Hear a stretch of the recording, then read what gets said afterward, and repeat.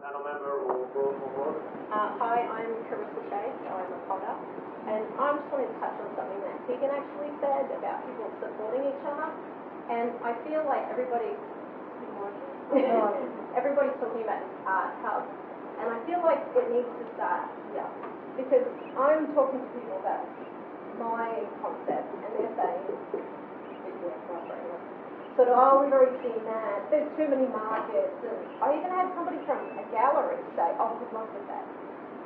And even artists say, you know, that's too far for me to drive. Like, if I have been living off my pottery 15 years until I got here.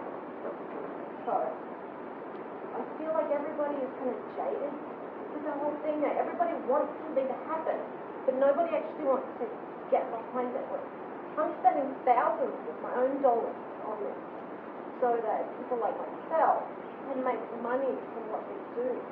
I've never been like into going to galleries and art. I like to make stuff and sell it and pay for my kids' ballet and buy things for my family.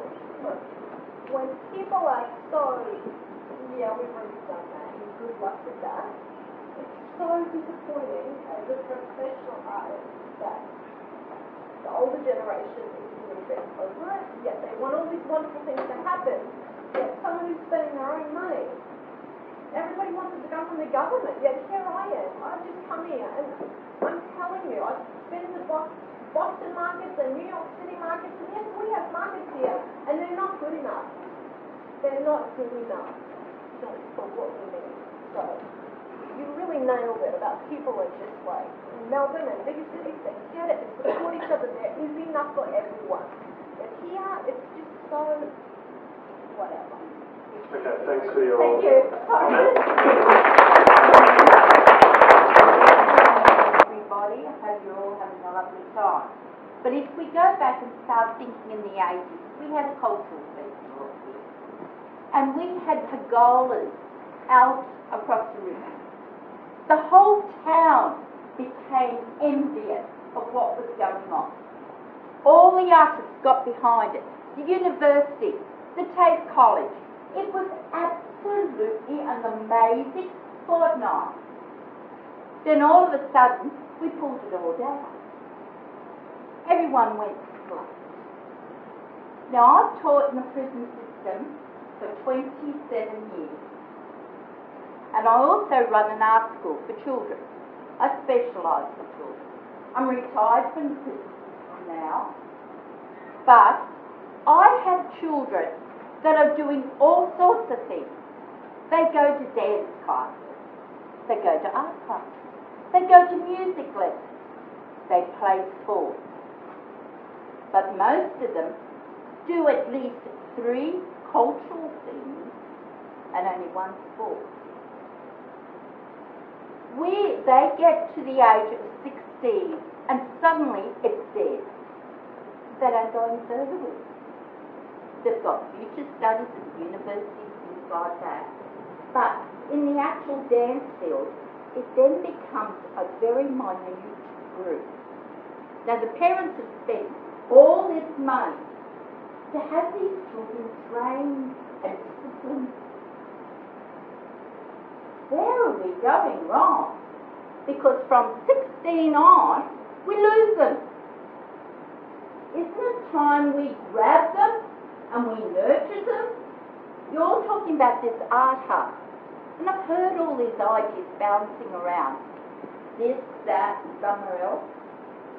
We actually have to form an organisation. I agree with the gentleman about lobbying government, but lobby the local people.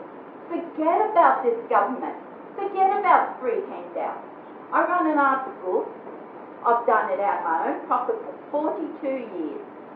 I've never asked a single fee from anyone for it.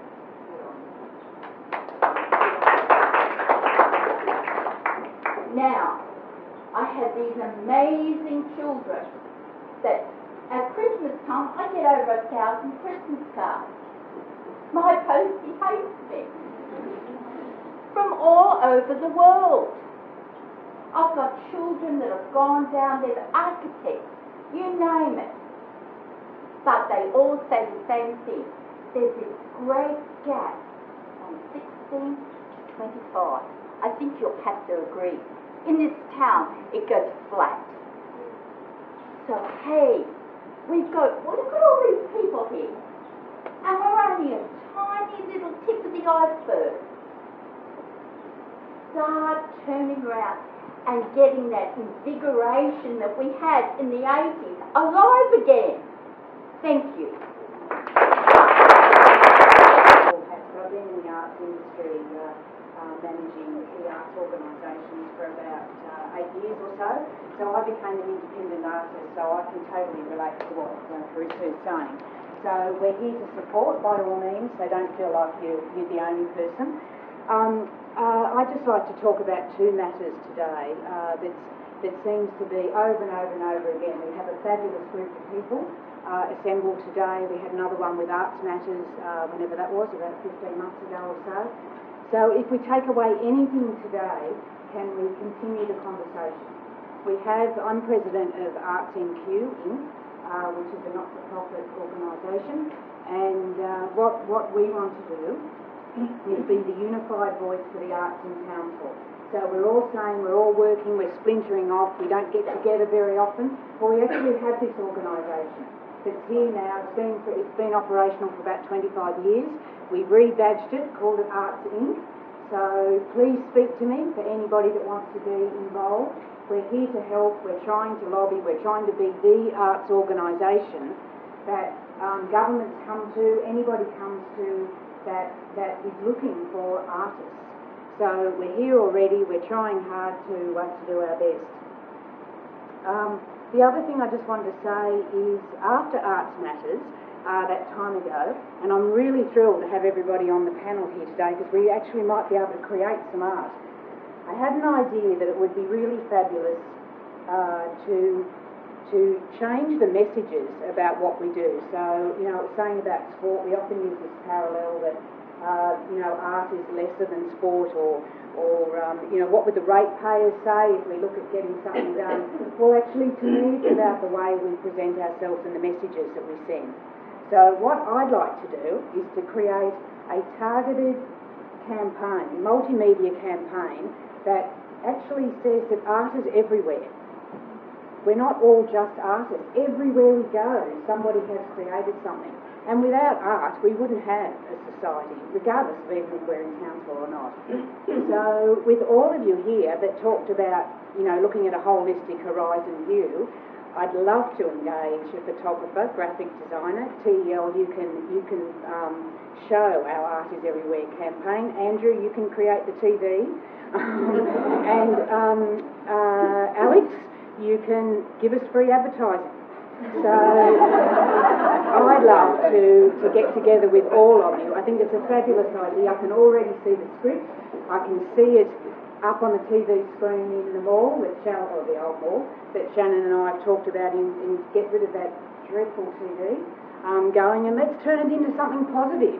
Let's display ourselves. Let's look at all the things that we do and start changing the messages, pardon me, and looking at art is everywhere, whether we realise it or not. So, can I talk to you all later?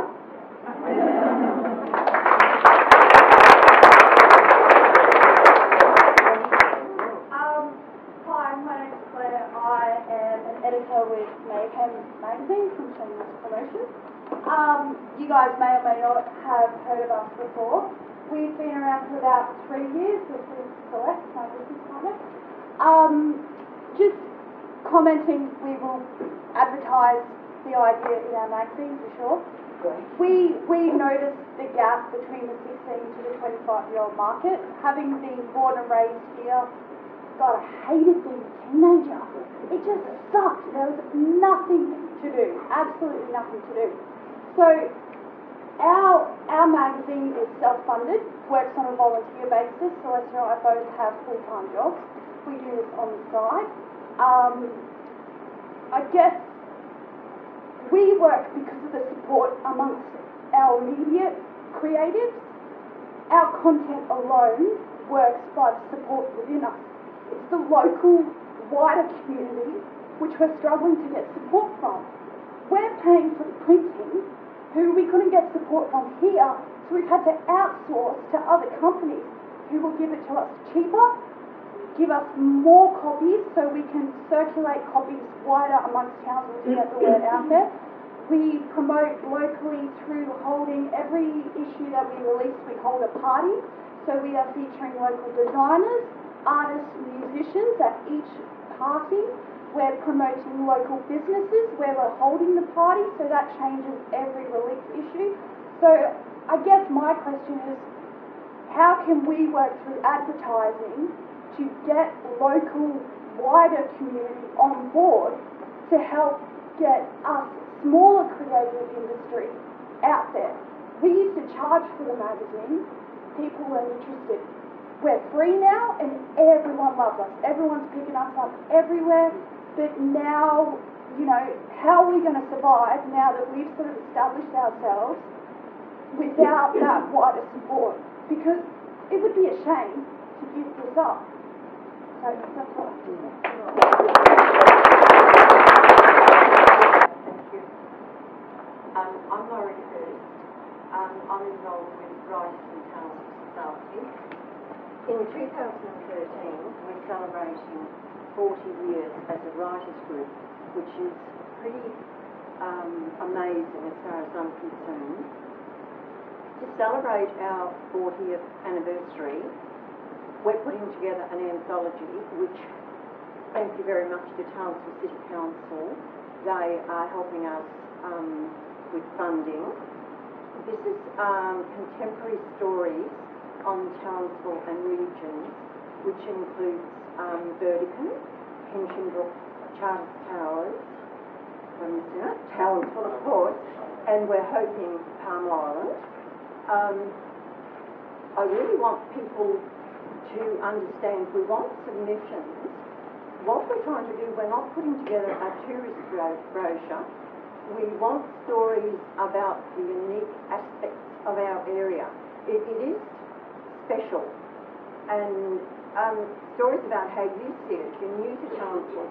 It's a historical recording, even though it's contemporary. But something that happened yesterday or last week is still historical. So, you know, we would really love to hear from people. We're trying to cover as many aspects as we can from all of these regions in a fresh and new way. So, all of you writers out there, and also we're including photos. So, I'll be talking to Townsville Enterprise to get some photos, but quite a lot of people in the room I have already spoken to. This is going to be a really fantastic anthology, very well presented, and something we can be very proud of. Thank you. I'm Mary, and I'm just standing up because I think this might be really interesting to see how many people aged 16 to 25 in the room. There could be a few, but could you guys just stand up if you're here? 16 to 25, yeah. Yeah. Okay, so a few, but my question is, why don't we know each other? Who are you? What are you doing? Where can I get involved? A lot of my peers, they're in uni, just come out of high school. I'm very young to be in this industry, and very disappointed to see a lot of prejudice coming my way when I try and talk about what it is that I want to be doing. But I totally get it. I totally understand, because it's such an ambiguous thing to choose as your career path, and you really have to be self-motivated and self-networking to get anywhere. And relating to what you've been saying, I'm moving because I can't grow here. It's a shame because you're probably very talented, and we're losing people like you. As much support that I get from these ladies at Studio 2 and at Taz and even my mum, I'm getting the same amount of prejudice back. From my peer group. Yeah, and even older people like yourself that have been in the arts for however long that they've been in.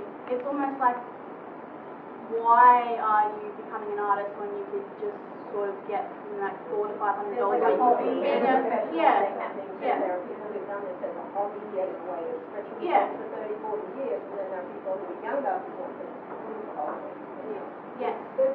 get a real job too, Well, that's right. It's like, okay, you can starve and you can pay, or you can get a real job Yeah. and be sustainable and have a family, you know? I totally get it, but I want to meet up with all of you younger guys because I feel like there's all these networks for people who've been doing it for like 20, 30 odd years, but I'm pushing to try and find people on the same wavelength as me. Mary, see me, you've got a job.